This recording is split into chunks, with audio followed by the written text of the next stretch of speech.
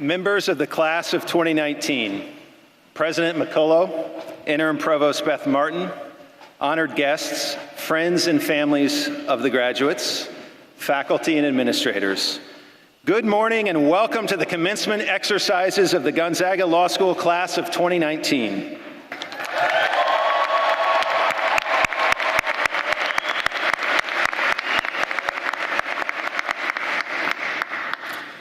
My name is Jacob Rooksby, and it is my honor to serve as Dean of Gonzaga Law School. It is my pleasure to welcome you to today's ceremony.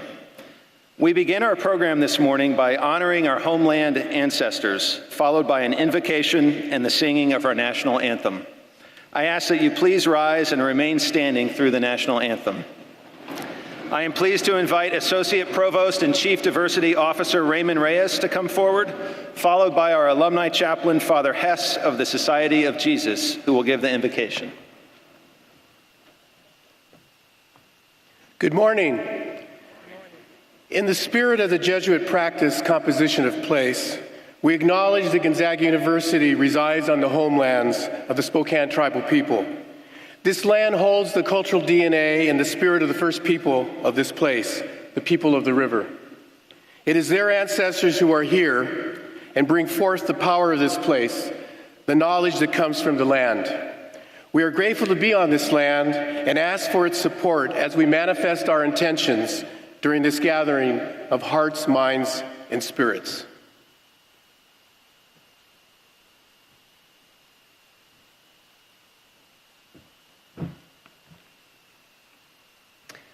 On this great day where we celebrate the achievements of our graduates, we ask God to truly bless us and to bless our whole beings as we celebrate today.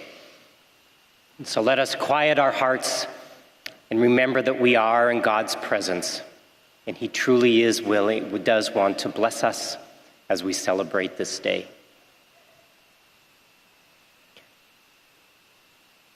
God of all blessings, as we gather together this day to celebrate the achievements of these great women and men, we ask you to bless us. We ask you to bless our eyes so we may see the goodness and distinct gifts of all those celebrating today. We ask you to bless the lips of Madeline Wessel, Jessica Kaiser, and Emily Savageau. May they speak words of authenticity and truth that motivate us to create a more just world. May you bless the feet of our graduates to walk across this stage with gratitude and humility, ready to forge new paths of justice in our world. In blessing their hands, may they create a world free of fear, ignorance, and marginalization. A world where all feel welcome. May you bless all of our hearts with a sense of gratitude for all those who have loved our graduates to this momentous celebration, especially their mothers and the women in their lives who have loved them as mothers. In blessing our minds, may we all claim the power to believe that we can make a difference in this world and do what others claim cannot be done. May our lives be a blessing to each other, as the lives of many have already been to us. Amen.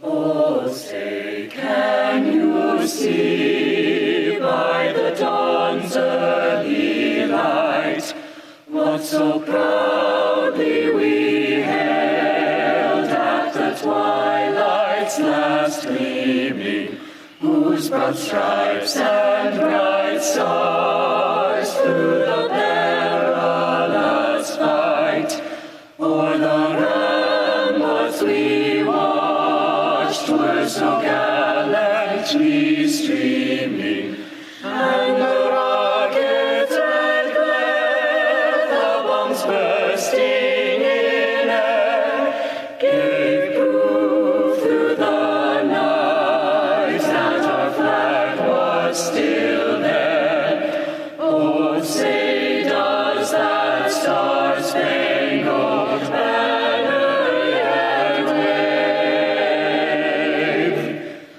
o'er the land of the free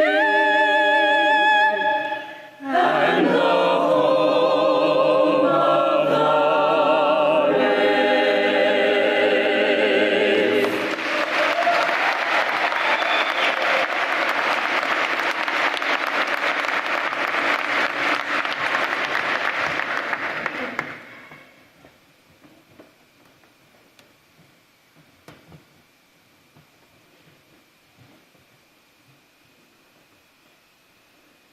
Thank you, Dr. Reyes and Father Hess, and thank you, Big Bing Theory, Gonzaga's own undergraduate a cappella group.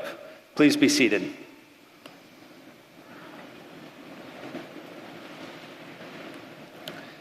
Class of 2019, you are here today because of your hard work, commitment, and sacrifices.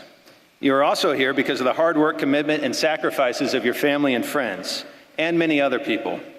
Graduates, would you please stand, turn around, identify a loved one, mom, dad, whomever, and applaud for all those who have encouraged you and supported you along the way.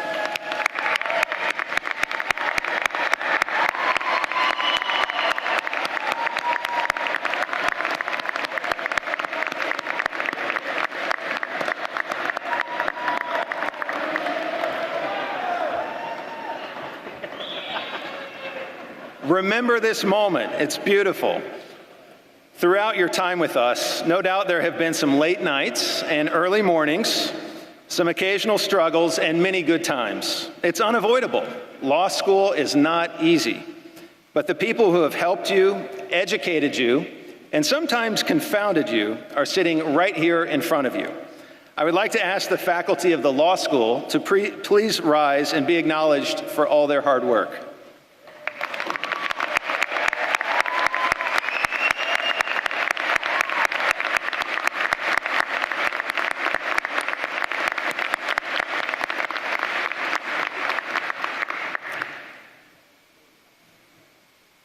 As we open today's ceremony, we do so with a heavy heart as we honor the life, legacy, and memory of a 3L law student, Heidi Keel. After a sudden diagnosis with colon cancer this past fall, Heidi passed away on October 11th, 2018, at the age of 45. Heidi was much more than a law student. She was a friend to countless people, a loving mother to 4 children, and a devoted wife. Despite her diagnosis, she never lost her sense of humor or her faith. She had a positive, meaningful impact on the Gonzaga Law School community and all those who had the privilege of knowing her. Gonzaga Law School awarded Heidi an honorary degree on October 10th, 2018, the same day she was sworn in as an honorary member of the Idaho State Bar. Heidi remains in our thoughts and in our hearts as we begin today's ceremony. And we want to recognize members of her family who are in attendance today to show their solidarity and support for the graduating class. Heidi was on track to graduate summa cum laude. We will present the honor cords to the Keel family at the conclusion of today's festivities. Please join me in this moment in recognizing Heidi, her life, and her beautiful contributions to our campus and the world.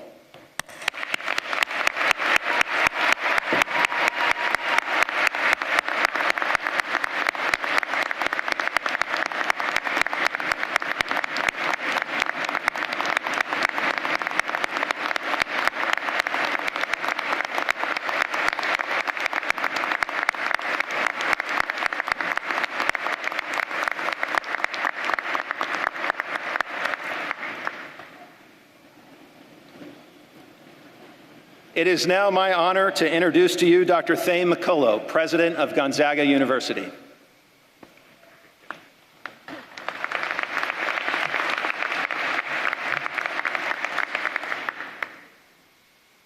Thank you, Dean Rooksby.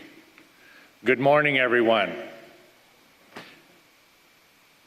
Provost and Senior Vice President, Dr. Beth Martin, Dean Rooksby, our distinguished honorees, Madeline Wessel, today's commencement keynote speaker, Professor Emeritus David DeWolf, who will receive on behalf of the family of former law school faculty member Mark DeForest, the Gonzaga School of Law Medal, members of the faculty, staff and administrators, honored family members and guests, but especially you, the graduates of Gonzaga School of Law, class of 2019. What a privilege it is to be with you this morning. Today is a day of giving thanks and celebration for all of us. Today, graduates of the class of 2019, we recognize the truly remarkable achievement that it is that has led to the granting of your degree.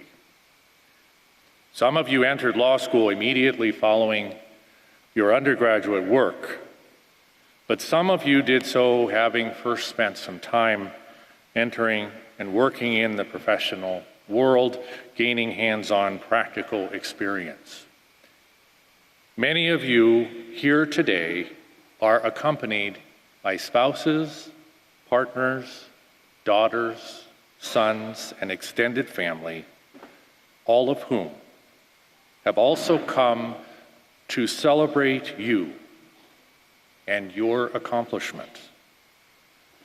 They know better than most what sacrifices you have made to get to this point in your life and your career. I must admit to you today that I look back on my graduate school experience as one of the most trying periods of my life.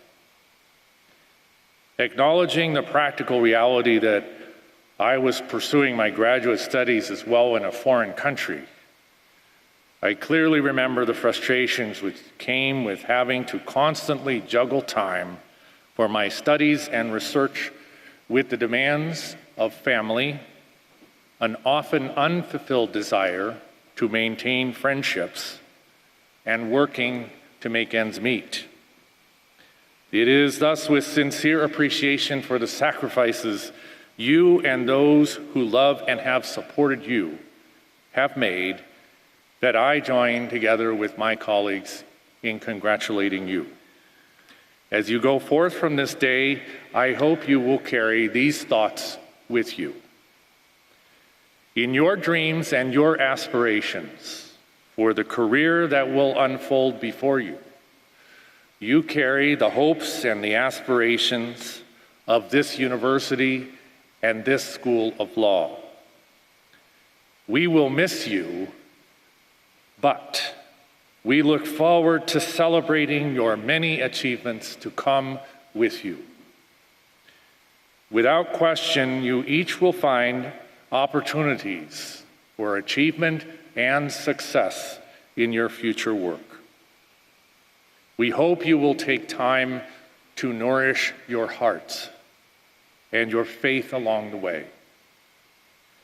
Wherever you go in this life and whatever good works you choose to pursue, know well that God's Holy Spirit is with you now and will remain with you forever. You have been a gift to this university. You inspire us, and we are grateful to have been with you on this part of your journey. On behalf of the Gonzaga University community, we wish you all the best and Godspeed. Congratulations.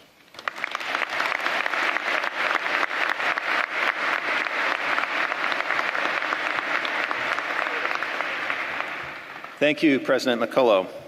Will Interim Provost Martin please come forward and assist in the handing out of accolades and awards.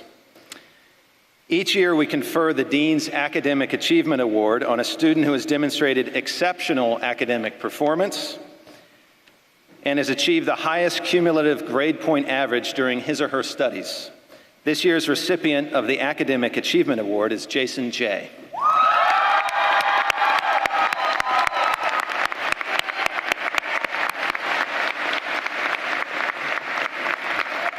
Jason, if you would please remain standing while I extol you.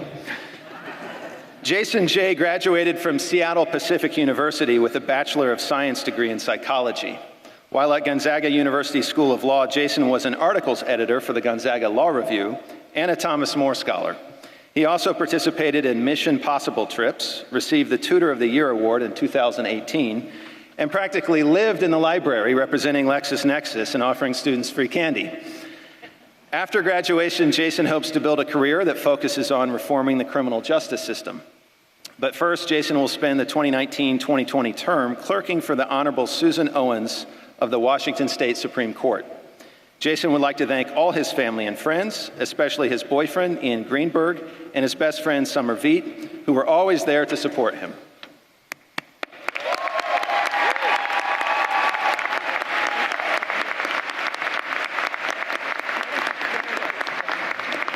It's that darn hat. Congratulations. Those floppy hats sometimes get in the way. The Pro Bono Distinction Program recognizes the volunteer service provided by our students. Members of this year's graduating class reported 7,078 pro bono distinction hours during their years of law school. And I have a suspicion many more hours were served but not reported. This year, the Dean's Pro Bono Award of Distinction goes to Casey McPartland. Welcome, Casey.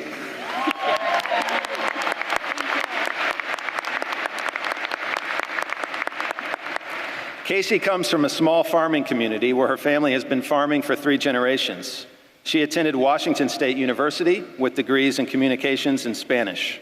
Prior to law school, Casey taught English in southern Spain and worked as an admissions counselor. Her years at Gonzaga Law provided her the opportunity to work in both public and private sectors and to participate in Mission Possible, Moot Court, Gonzaga Law Review, and various volunteer opportunities. After graduation, Casey will be clerking at the Court of Appeals, Division 3. Congratulations.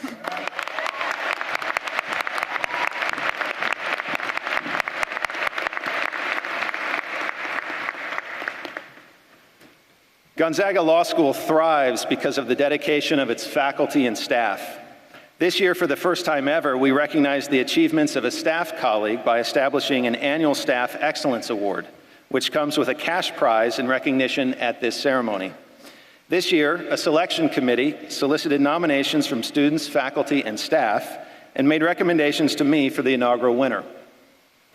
Criteria included demonstrated commitment to Gonzaga, exceptional work performance, and expressed enthusiasm and a positive attitude in interactions with coworkers, faculty, students, and the community.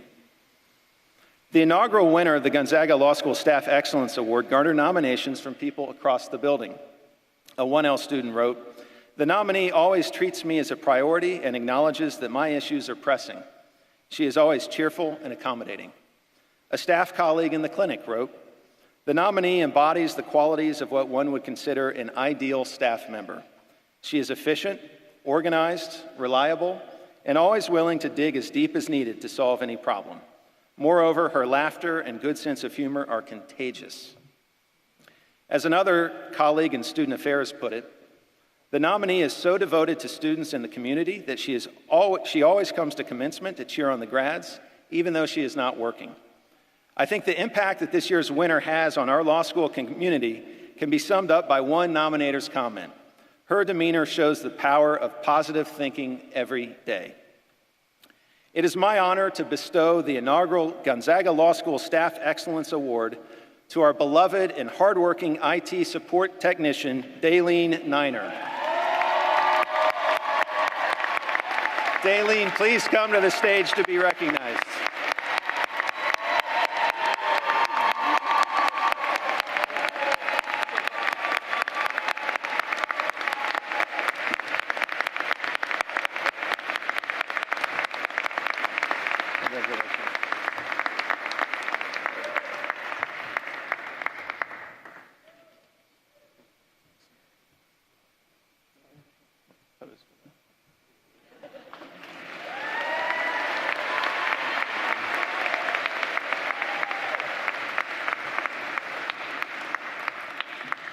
Will Professor Emeritus DeWolf please come forward?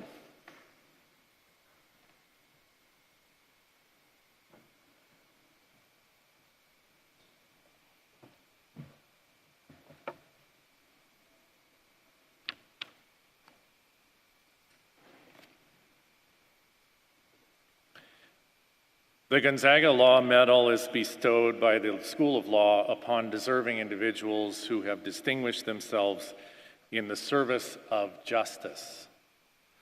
This year, the Law Medal is awarded posthumously to Professor Emeritus Mark DeForest for his exceptional commitment to service and justice. Professor Emeritus Mark DeForest first came to Gonzaga Law School as a Thomas More Scholar. He served on the Gonzaga Law Review's editorial staff and was a member of the Moot Court Council. After earning his law degree, he clerked for the Chelan County Superior Court. After his clerkship, his love of ideas and free inquiry brought him back to academia. He taught at Central Washington University for a few years before returning to Gonzaga Law. From 2001 to 2017, Mark taught in the legal writing program. His intellectual integrity and passion for teaching made him an excellent colleague and educator. His students described him as tough, warm, exacting, strict, friendly, and kind. A professor who genuinely wanted his students to learn and grow as thinkers and writers. In 2017, Professor DeForest left Gonzaga Law and took a position with the Administrative Office of the Courts in Olympia. With a heavy heart, the Gonzaga Law community said a final goodbye to Professor DeForest in June 2018 after his battle with cancer.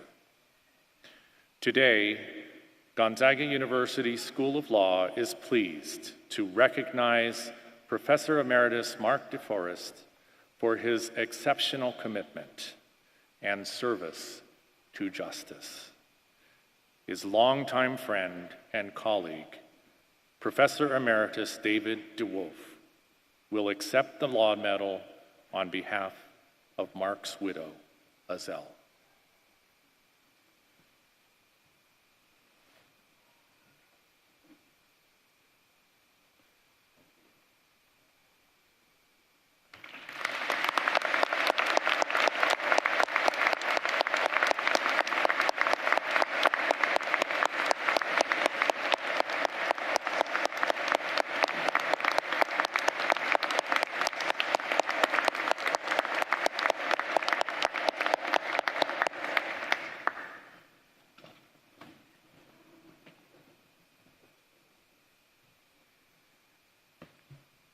Madeline Wessel is a nationally renowned leader in higher education with legal expertise that spans a variety of fields, from civil rights to intellectual property.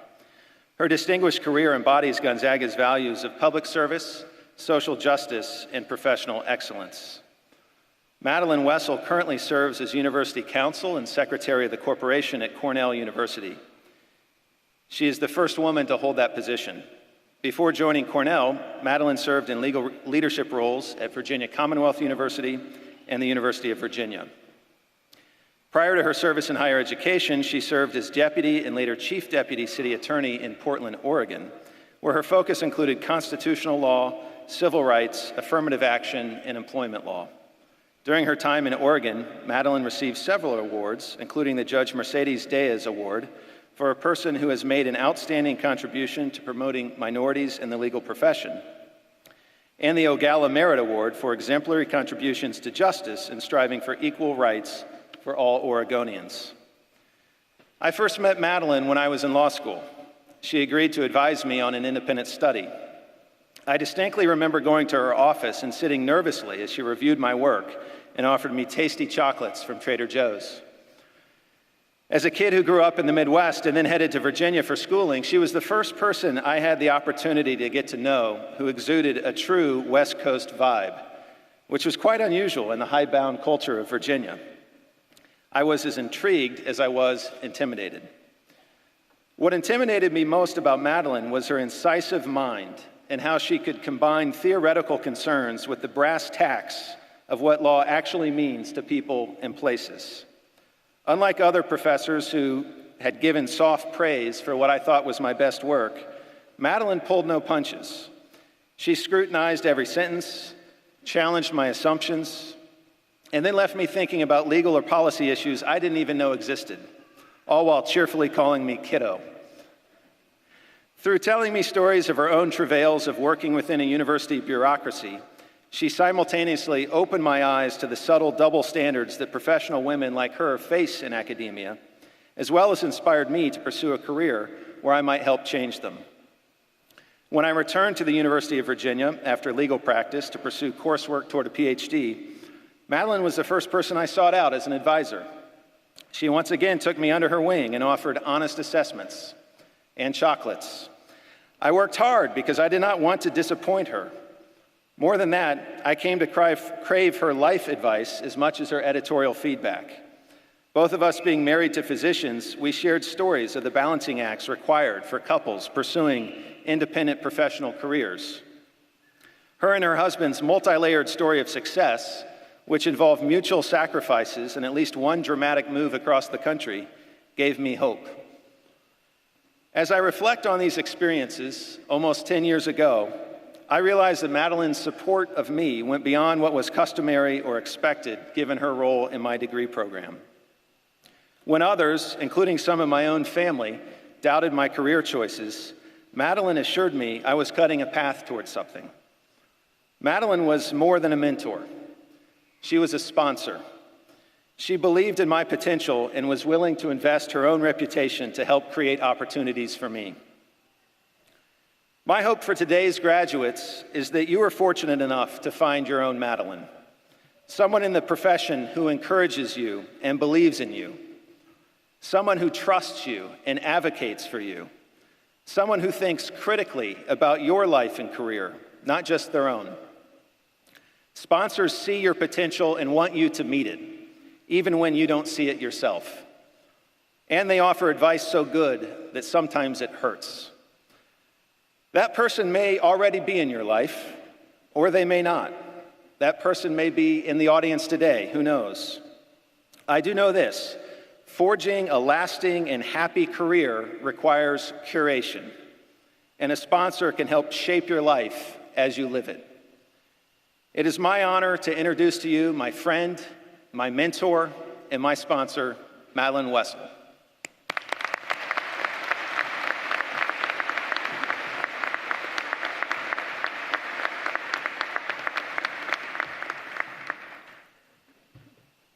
Well, as usual, you're a hard act to follow, Jacob.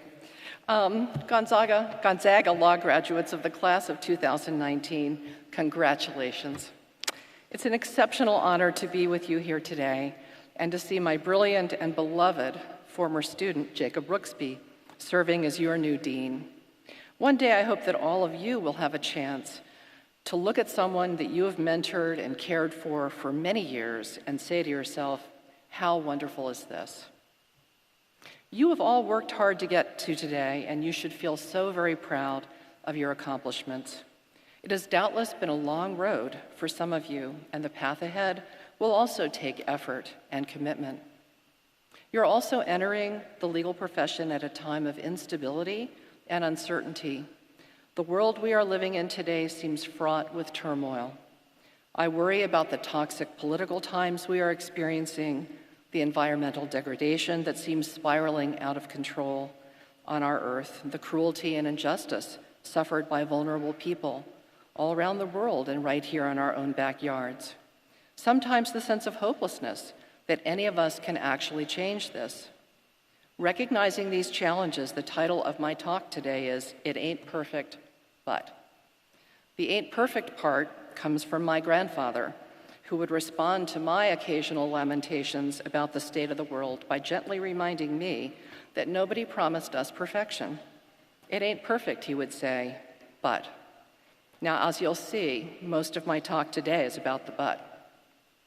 Our world definitely ain't perfect, but it is far less frightening and worrisome because you are in it.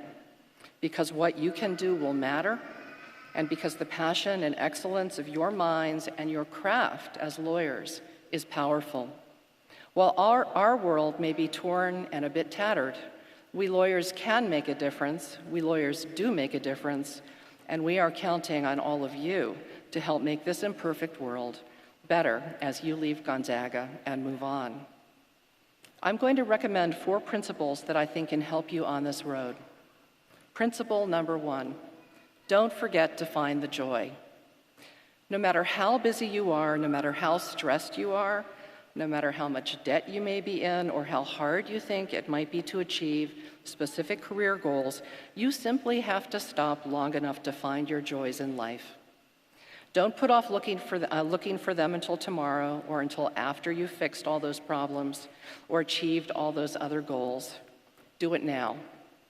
Some of those joys will be great and grand, and some of them will be humble. But if you don't let yourself find them, then none of the rest will actually matter. And they all count, whether they are in your personal life or your professional life. Seeing someone you love flourish in their own life, as I am getting to see today. Watching your child's first steps. Using your legal skills to help someone desperately in need. Finding an incredible, subtle business solution for your client that actually works fairly for all parties. Rescuing your vegetable garden from marauding deer. This is not a career objective I have ever achieved, and when the deer don't get the vegetables, the bunnies do. But you can still find happiness when you rescue that garden. Whatever and wherever your joys are, finding them will ease your burdens, lighten your spirits, and help you be a happier and better person and lawyer.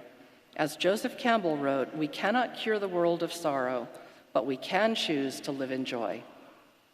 Principle number 2, cherish your mentors. There's a theme here today. Having the benefit of wisdom and experience through a mentor is an incalculable benefit as you move forward in your careers.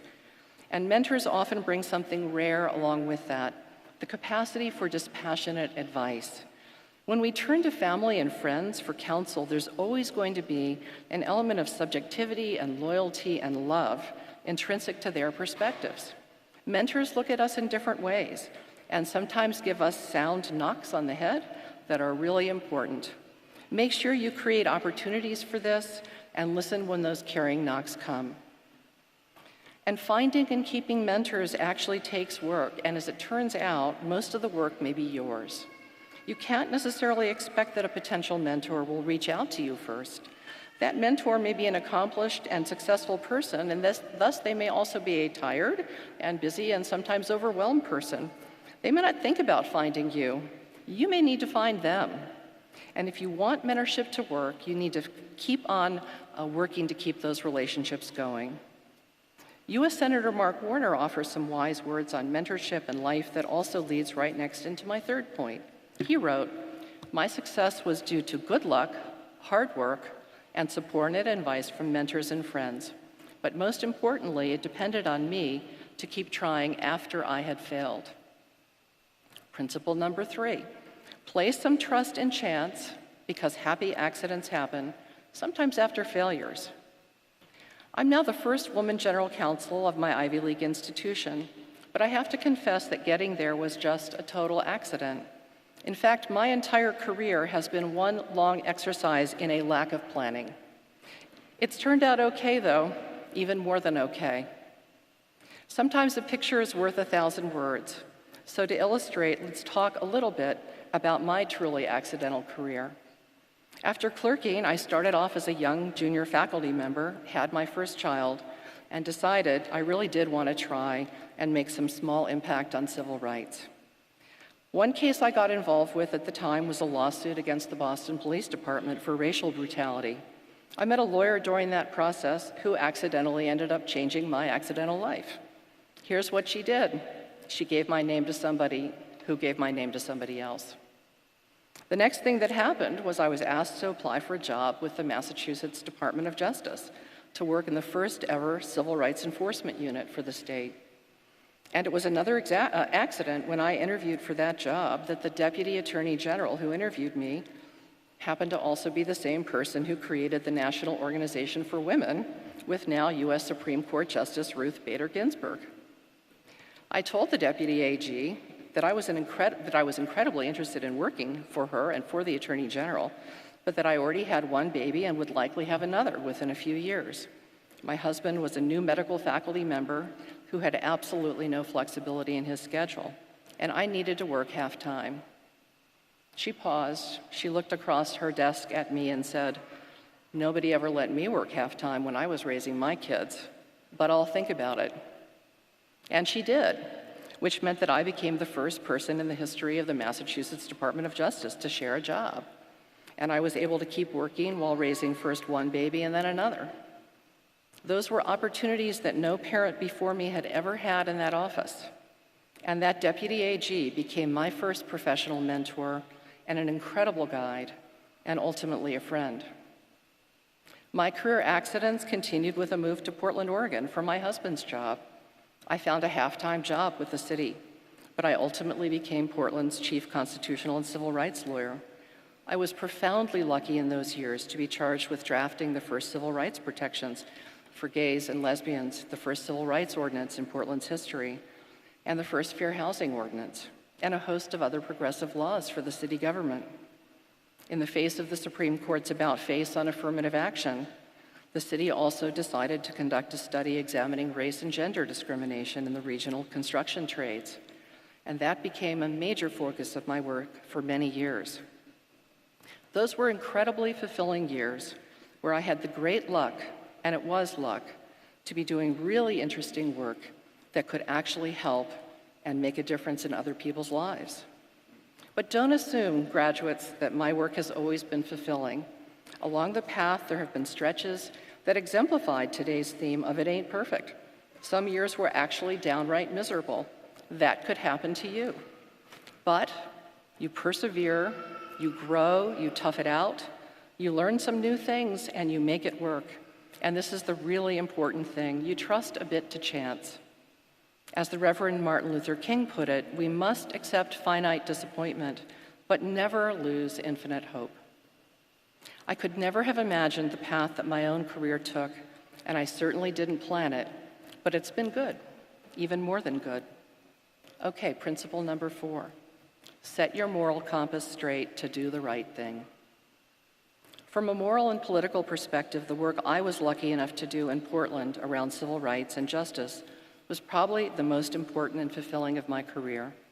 I learned a lot about Oregon's complex history during those years, including from a book called A Peculiar Paradise. The book chronicled the history of Oregon's racial exclusion laws against the incredible beauty of the state's physical landscape, of the horrendous discrimination suffered by the early Chinese railroad workers, and the fact that freed slaves had no harbor in Oregon, were not even allowed to sleep in the state overnight in its early years, of the many reasons why Oregon in the 1990s was still over 90% white. Housing in the city was completely segregated, and there were virtually no minorities and darn few women having the benefits of a life in the skilled trades, in police or fire or other union jobs that supported a middle-class life. I got a really tiny personal taste of that peculiar paradise as I led the disparity study work, because for many months I came home after picking up my children at daycare to men sitting in pickup trucks outside our house, and late-night phone calls, and hang-ups, and threats, including one call, which included the question at about 2 a.m., "Lady, wonder if you're looking for a bullet in the back of your head."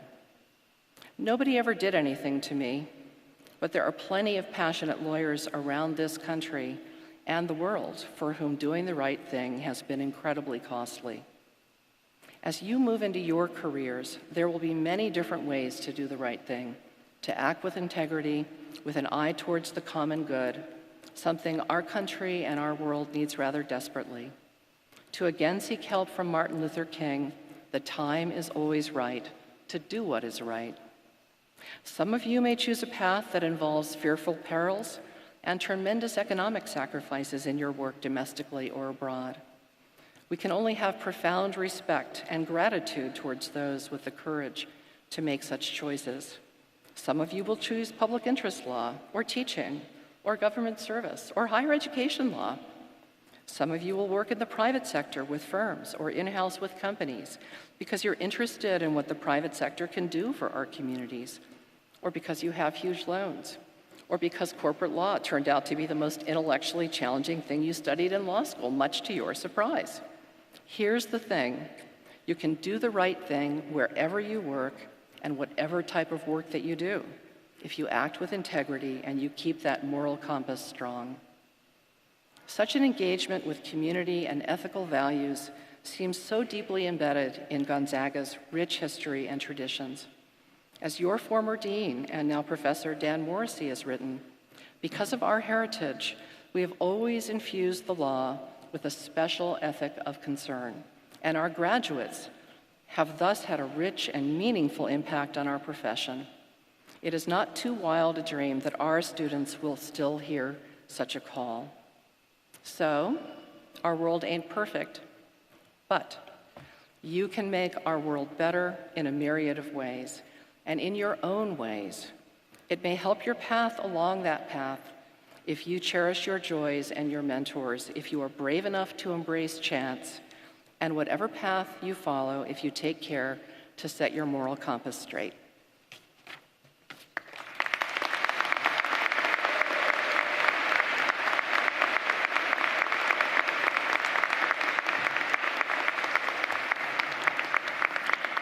Thank you, Madeline. Each year, the graduating class selects a student speaker. This year's speaker is Emily Savageau.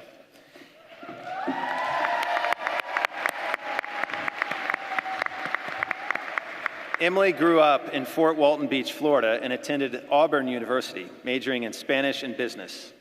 During one of her undergraduate summers, Emily spent 6 weeks in Kenya teaching children in rural schools. It was there that Emily witnessed how education is a powerful tool that can be used to change the world. Propelled by her experiences in Kenya, Emily joined Teach for America, teaching math in the Rio Grande Valley region of Texas. It was here that Emily realized her students needed more than a teacher. They needed an attorney. During law school, Emily served as a Thomas More Scholar and as managing editor of Gonzaga Journal of International Law. After law school, Emily's goal is to prosecute crimes against children and work toward the goals of equal education, equal opportunities, and equal access to justice.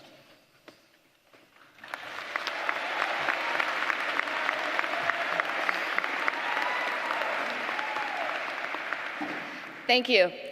To my husband and family, and to all the spouses, kids, parents, family, and friends that are here today, this celebration belongs to you. You fed us when we were hungry, you pulled us through many late nights, and you reminded us why we chose law school in the first place. Thank you.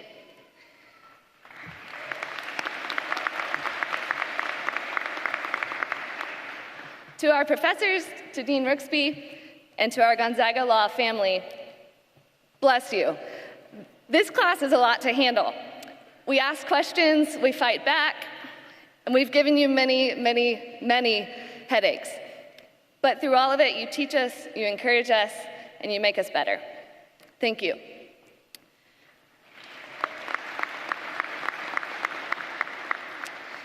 And to my classmates, congratulations, and thank you for choosing me to speak today. I'm humbled and I'm honored. And when I think about our class, I think about two main things, and that brings two challenges. The first thing is that we're all so unique. When I look back on law school orientation, I remember the courtroom. It was just a buzz with excitement. And that's about all I remember from orientation, until the third day, when we walked across the street to the furniture bank, and we volunteered together. And we got sweaty, and we lifted couches, and we lifted dishes, and we packed boxes, but we formed many friendships in that room. And I can't think of a better foundation for friendship. But as we worked together over the next 3 years, our differences emerged. Some of us are serious, others are comedians. Some of us are loud, others are quiet. Some of us are liberal, others conservative, and we cover the entire spectrum in between. We all have different passions, views, and voices. Because we're a small class, we confronted those differences often. We call each other out, we engage in debate frequently. Go out to dinner with 2 people from this class, and you'll quickly find yourself in a conversation about gun control, education policy, or the First Amendment. But despite these differences, our class recognizes that we are more alike than we are different. We are all human, and we have something to learn from one another. We use our differences to sharpen each other, to make each other better. Rather than sticking to like-minded people, we seek out those who are different from us because we seek to learn from them. As we move on, my first challenge is to retain this quality.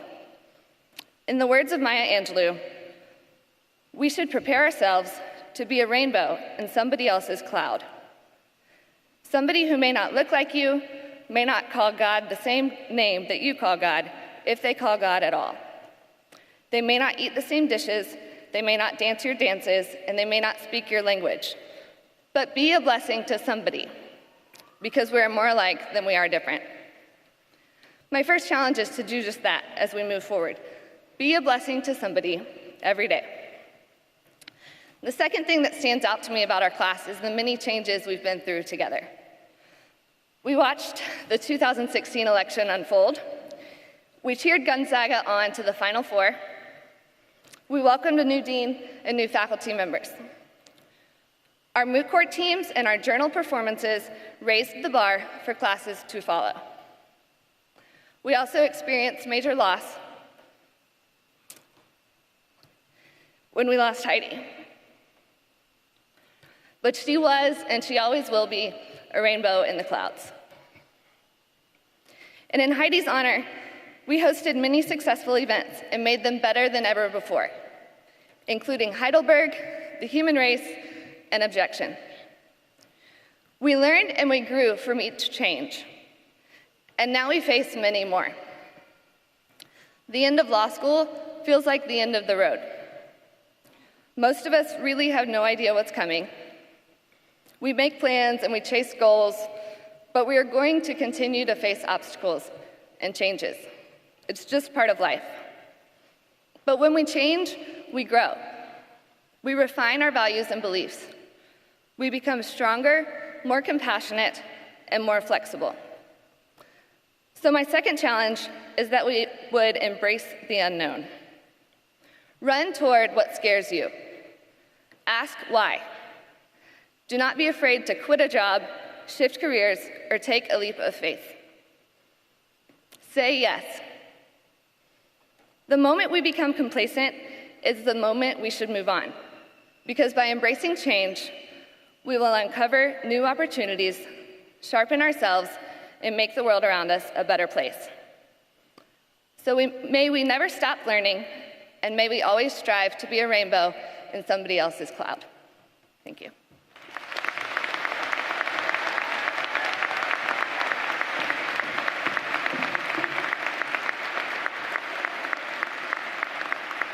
Thank you, Emily. The members of the class of 2019 also elect a faculty member to speak to them. This year it is Professor Jessica Kaiser, who also serves as a trusted member of my administrative team as Associate Dean for Faculty Research and Development. Professor Kaiser graduated with degrees in anthropology and advertising from Boston University and received her JD from Columbia Law School.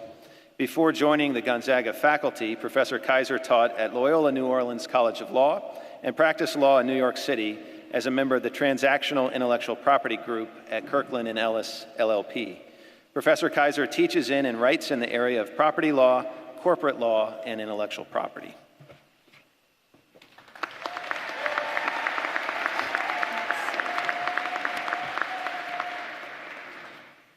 Okay, let's see if I can find the script. Or did you steal? Okay. So I want to start my speech today by getting something off my chest. To the members of the graduating class of 2019, I want to say to you, you didn't make it easy on us. You were difficult, you were challenging, you were opinionated, loud, sometimes obstinate, energetic, incredibly involved, and very passionate. I bet your family members are nodding their head in recognition and encouragement as I say this. It is not a coincidence that I'll be on sabbatical for the fall semester. I need time to recover. Now, some of you are future litigators, and you're probably sitting there thinking, where's your evidence? And so, as I was trying to collect my evidence to prove this assertion, I thought of a quote by Winston Churchill. I may have seen it on Professor Charles's Facebook page. The quote is that we shall fight on the beaches, we shall fight on the landing grounds, we shall fight in the fields and in the streets, we shall fight in the hills, we shall never surrender. Well, you fought me in the classroom over the intricacies of trademark law or corporate fiduciary duties. You fought me in the hallways over the selection of art for the building, or the disappearance of a particular club's oversized plaque. You fought me in committees over the creation of new moot court teams and over the potential merger of student clubs. You even fought me about the proper way to fight. I remember one particular instance when one of you, trying to be funny, referred to me as girlfriend when you asked a question in class. After class, several of you argued with me about whether I scolded that student enough for his breach of classroom decorum. You have challenged and exhausted me at every turn, and luckily, I love a good challenge. I respect this graduating class because you already understand something that took me a long time to learn. Blindly following rules and being agreeable can backfire. You may have heard the quote that is properly attributed to Laurel Thatcher Ulrich, that well-behaved women seldom make history. I think we can modify that for our purposes. Well-behaved law students and lawyers seldom make history. And most of my life, I was incredibly well-behaved. Did I have perfect attendance from kindergarten through high school? You bet I did. And did it get me anything? Paper certificates and very exhausted parents. Was I a resident assistant in college who enforced the rules? Yes, I was. In fact, I learned what marijuana smelled like from a police training candle as part of resident assistant training.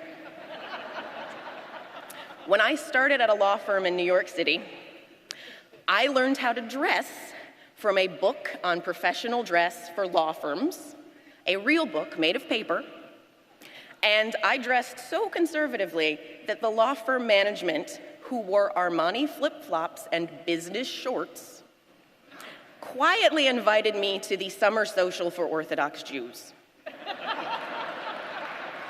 So, did all of this rule following pay off?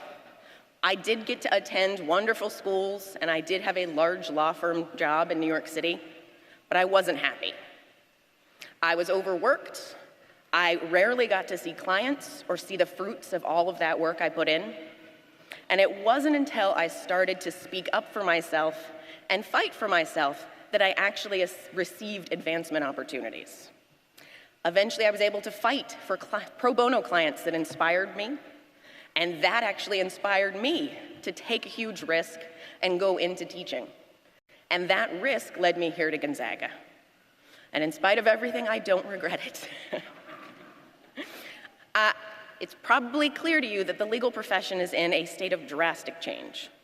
The data on legal outsourcing and on the use of technology and artificial intelligence backs up this assertion. Following the old rules for how to succeed as a lawyer won't work anymore, and they probably never did. You have to discover the rules that work for you. And to do that, you are going to have to know yourself, to ask questions, to make waves, and to be difficult in the service of your larger goals. You all already know how to do that. I'm not worried about you, class of 2019, because I know this graduation is just the start of wonderful, diverse career paths. Our society loves to make lawyer jokes. And everyone is probably quick to point out to you that lawyers suffer from high rates of depression and addiction. I bet that a state bar representative told you those statistics on your first day of law school orientation. However, I think you already have a head start on beating those stereotypes and their statistics. You will challenge the status quo and fight for a legal career that fulfills you and inspires you, because you are not the type to accept anything less. And as long as you continue to challenge yourself in the ways that you challenged your professors and your classmates, I have faith that you will find a professional career and a purpose that will allow you to stay engaged, excited, and just as passionate as you are now. And as you spread out across the country for jobs, perhaps in Washington State, I know some of you, Colorado, some California, Oregon, maybe even Kansas. I wish you the best of luck. My advice to you, keep fighting for your clients, for your values, and especially keep fighting for yourselves.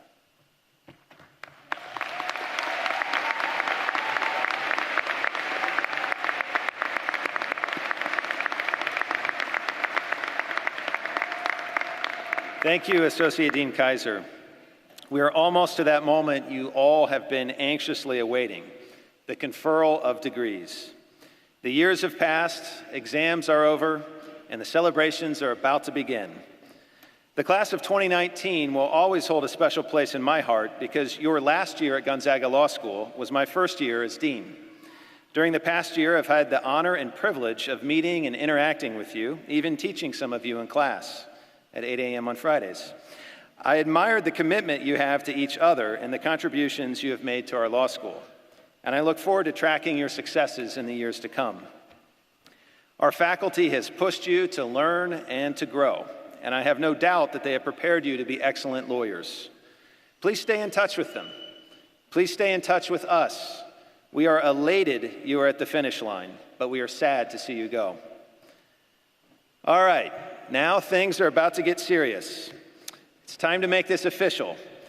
On behalf of the faculty, the administration, and by the authority vested in Gonzaga University by the state of Washington, I am pleased to present candidates for the degree of Juris Doctor. Associate Dean Kim Pearson will read the names of candidates from A through K, and those graduates will be hooded by President McCullough and Professor Amy Kelly. Associate Dean Jessica Kaiser will read the names of the candidates L through Z, and those candidates will be hooded by Interim Provost Beth Martin and Professor Lynn Daggett.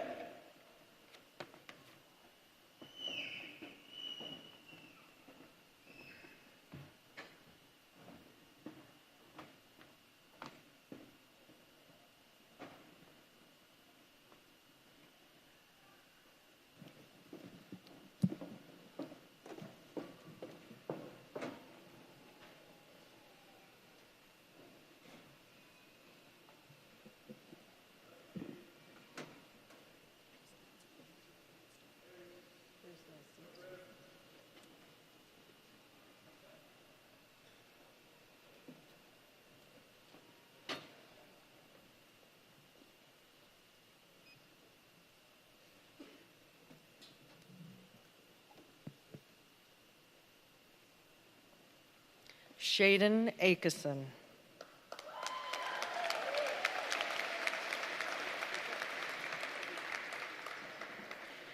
Braden David Landon, Accelerated JD, cum laude.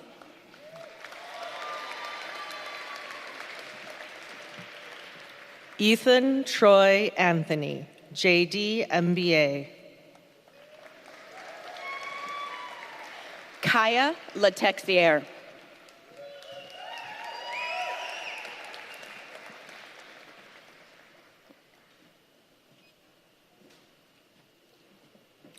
Samantha Baker.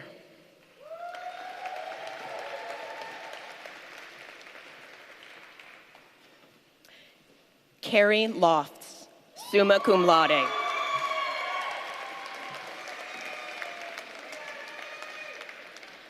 Anthony Bandiero, summa cum laude.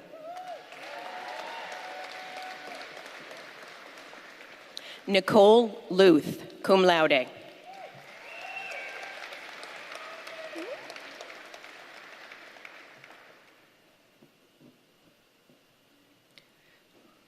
Tyson J. Barker, accelerated JD, cum laude. Frances Elizabeth May, summa cum laude.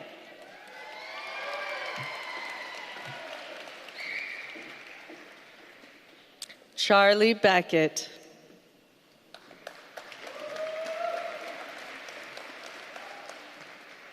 John Andrew McGee, cum laude.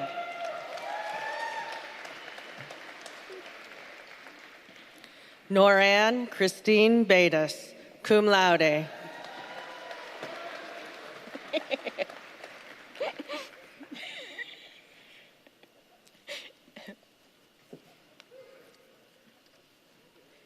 Nathan McCorkle, accelerated JD, magna cum laude. Sarah Benson, magna cum laude.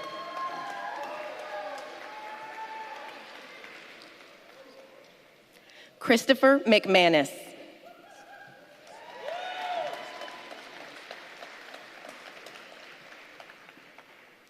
Jamie Lynn Birch.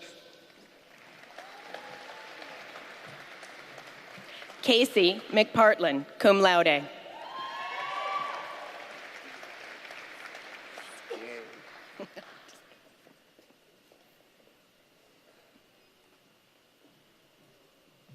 Danielle Bloomfield. Oh, we got Mike Merkelbach.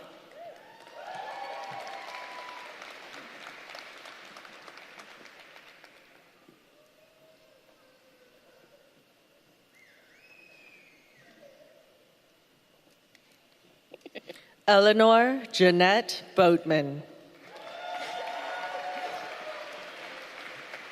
Alex Mifflin.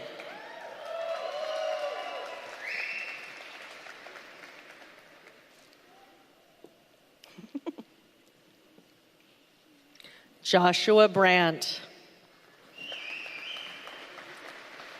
Jillian Miller.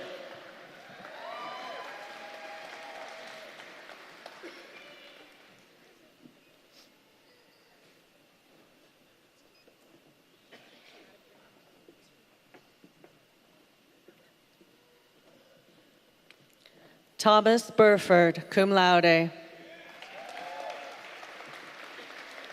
Ryan Pineda Miller.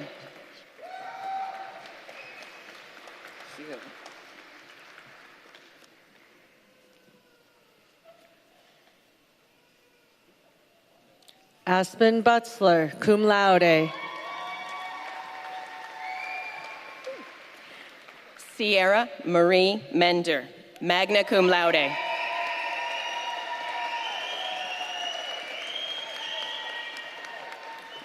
Emily Koik, accelerated JD. Eric Moen.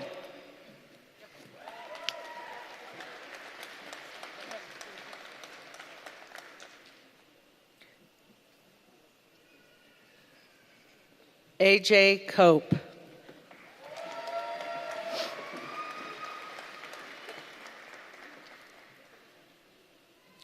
Robert Thomas Montgomery.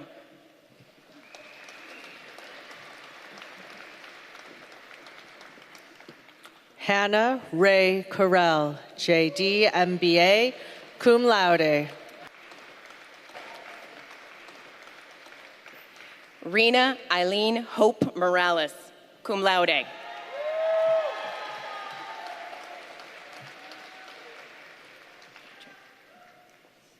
Ricky Marie Crinzy.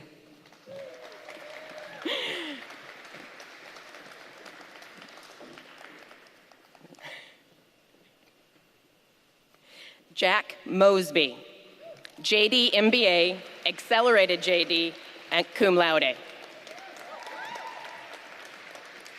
Alistair DeBreo Jr., accelerated JD, summa cum laude. Melissa May Murdoch, cum laude.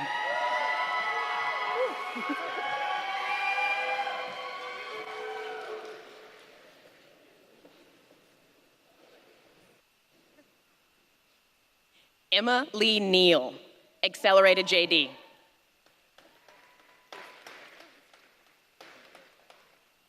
Victoria R. Ellaby.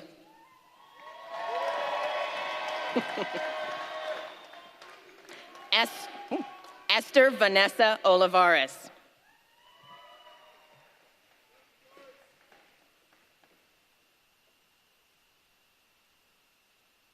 Rachel Fitz.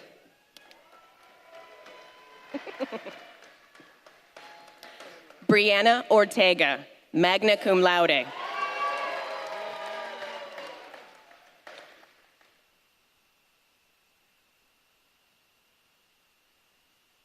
McKinley Marie Frances Anderson, cum laude. Nice. Kara Palmer, accelerated JD.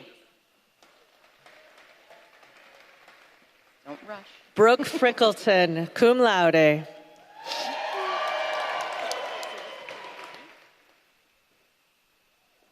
Norman W. Pete Jr.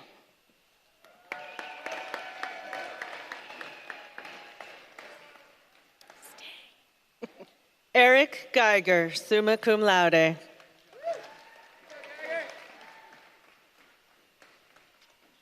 Broderick Thomas Creighton Pello.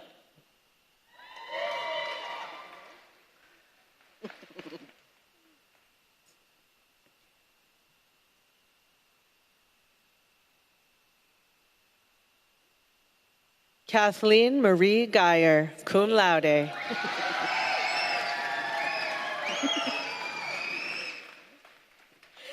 Jonathan Riffey, cum laude.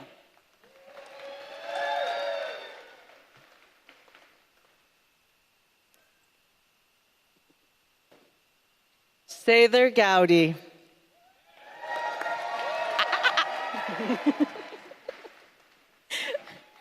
William Robinson.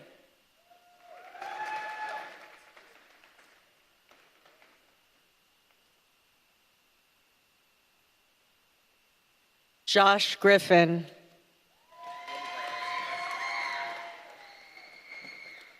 Maya Rodell.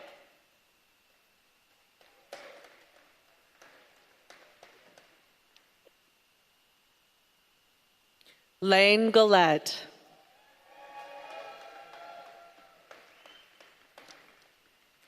Gerald Connor Sabin, cum laude.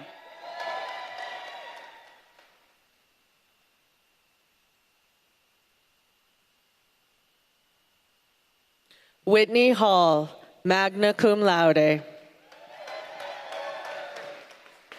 Muska Safi, cum laude.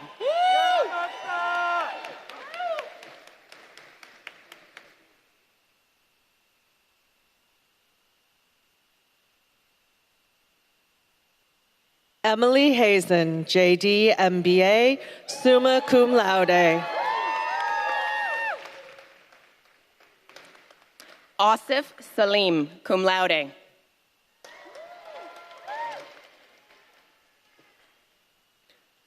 Royal Bartlett Henderson III, accelerated JD, cum laude.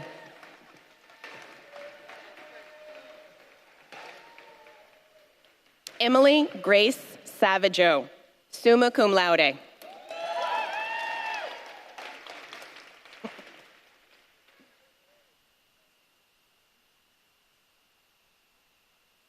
Tyler Hensley.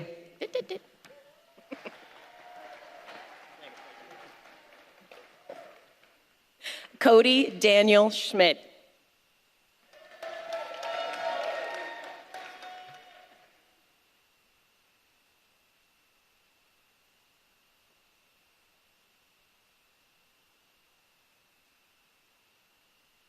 Daniel Hershkowitz.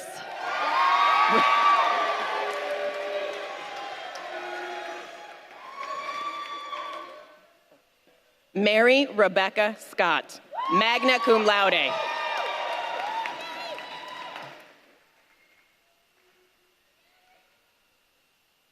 Samantha Joy Holland, magna cum laude. Tira Dawn Seeley, cum laude.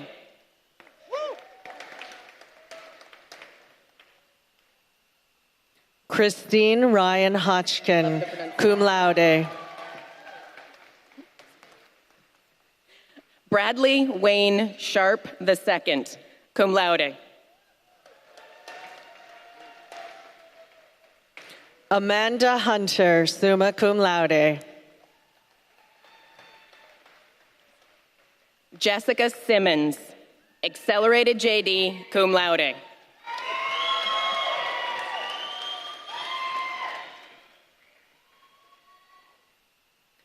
Jason David J., summa cum laude. We'll let that die. Christopher Smith.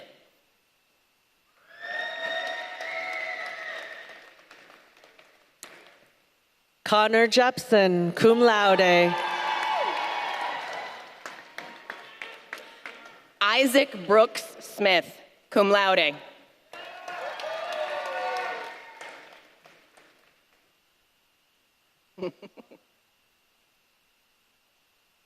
Connor Michael Jones, cum laude.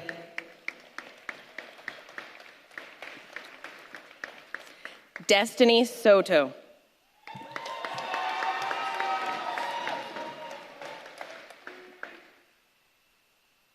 Ben Jordan, cum laude.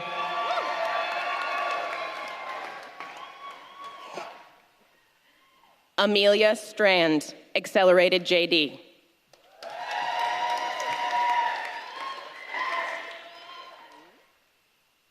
Pierce Jukichi Jordan, cum laude.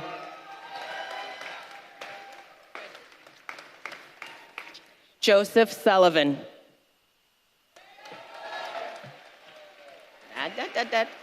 Wait.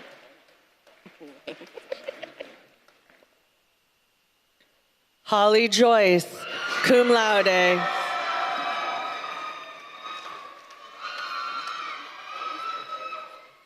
Aaron Swenson.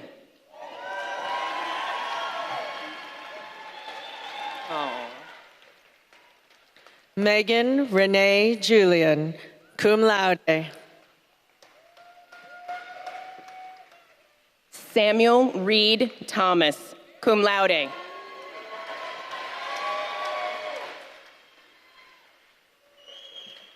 Amanda Kaplan.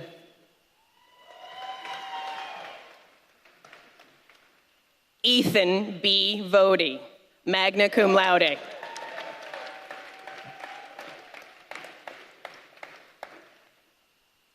Joseph Kelstrup, cum laude.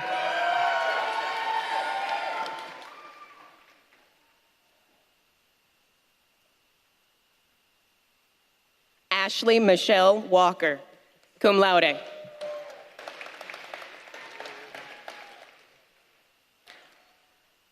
Owen Sparman Kilfoyle.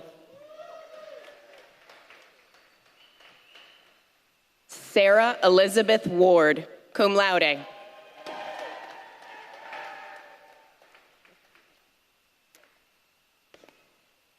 Adam Robert Kitts, summa cum laude. Keith B. Wells, cum laude.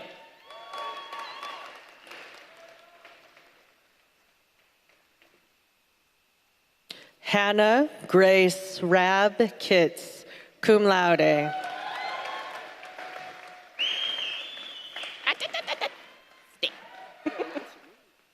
Andrew Wetzel.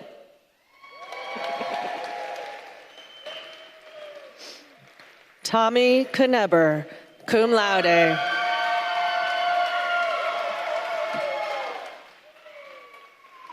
Carly Ann Wisman, cum laude.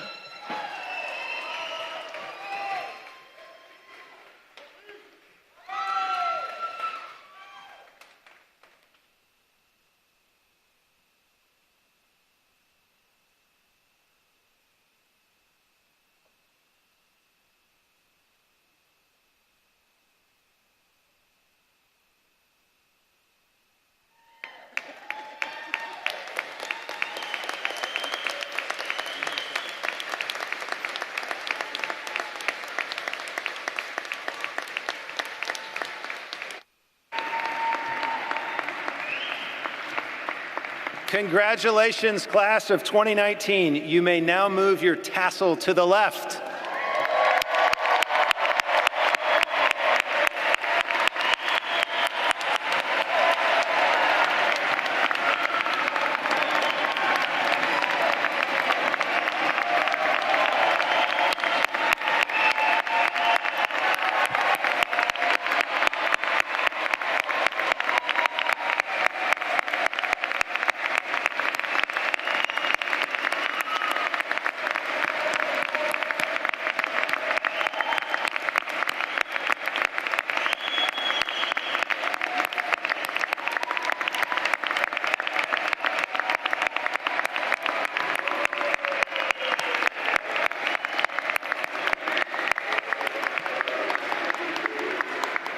On behalf of the university and the law school, thank you, Madeline Wessel, for addressing our graduates. And thank you, Professor DeWolf, for helping us honor the incredible impact that Professor DeForest had on our law school community. To the class of 2019, as you reflect on your time at Gonzaga Law School, the good times and the challenges, remember the ideals and vision you brought with you to law school. Remember that law is a helping profession. People need your analytical minds and your passions for truth, order, and justice. Now go forth and set the world on fire. We will be watching.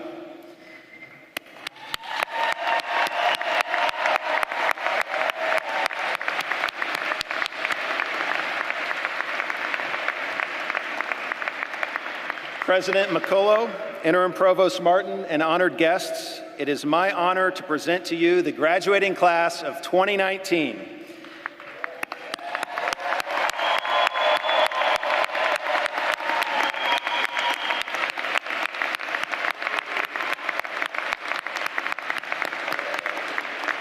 Everyone, please stand for the benediction offered by Professor Sandra Simpson. At the conclusion of the benediction, please wait for the platform party and the graduates to exit before you. Then please join us for a reception on the back patio of the law school as we toast our new graduates. Go Zags!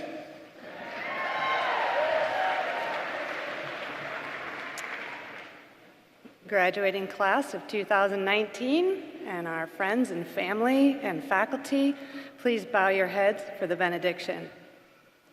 Thank you, God, for blessing us with these graduates. The law school has been lucky to have them with us for the last few years, as they truly are exceptional people. Every one of us here has a special relationship with these graduates. Therefore, please bless them, their futures, and their loved ones. Help our graduates to use their servants' hearts to create a space for justice, to form better communities, and to value truth and the law. Lastly, Lord, please help them see that as lawyers, our job is to reach outside the circle and welcome others inside. In Jesus' name we pray, amen.